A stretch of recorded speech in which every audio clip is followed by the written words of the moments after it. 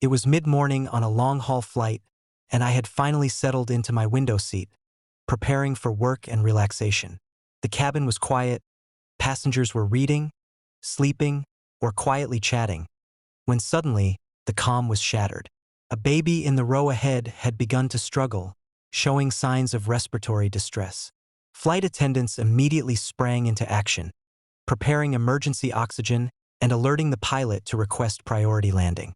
Amid the medical emergency, HOA Karen began her theatrical performance, completely oblivious to the gravity of the situation. "This is outrageous," she shouted.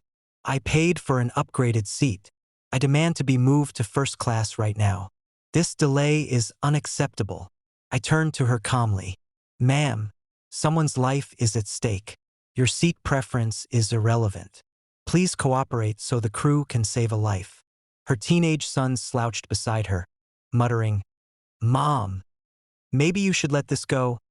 "Quiet," she snapped, pointing dramatically at the overhead compartments.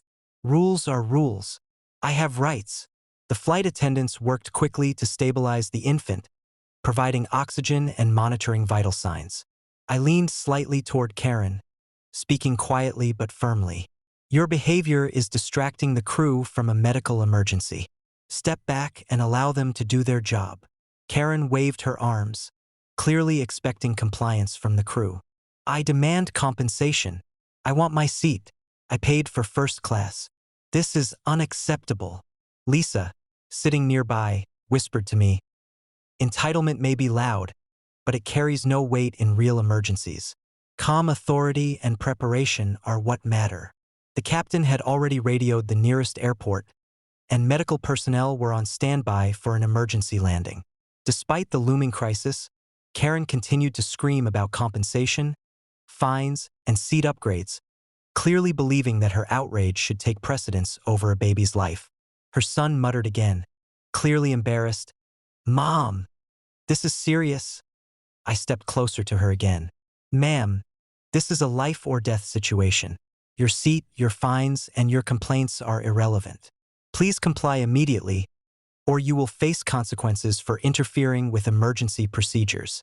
The flight attendants firmly instructed her to remain seated, and she reluctantly complied, continuing to mutter complaints under her breath.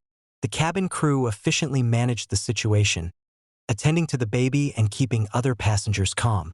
By the time the plane began its emergency descent, Karen was visibly flustered. She had been rendered powerless by the seriousness of the situation. Emergency personnel were waiting on the tarmac, ready to take the baby immediately into care. Karen tried to argue about compensation, but the paramedics ignored her, focusing solely on the infant's safety. Other passengers quietly shook their heads, whispering about her behavior. Karen's attempts to assert control over the emergency had failed spectacularly. Her entitlement had no influence over life-saving procedures. By the time the plane continued to its destination, calm had returned to the cabin. The baby was stable, passengers were settling back in, and Karen sat muttering about lost upgrades and inconvenience, defeated and embarrassed. Her teenage son avoided eye contact, clearly mortified by her antics. That day became a story among passengers. Entitlement and theatrics are powerless in emergencies. Karen had tried to demand her rights while a life hung in the balance, only to be humbled by reality, professionalism, and the authority of trained personnel. By evening, the lesson was clear. Audacity and entitlement may be loud, but real authority, preparation, and proper procedures always prevail. Karen had learned, yet again, that asserting imagined power in serious situations results only in embarrassment, failure, and irrelevance.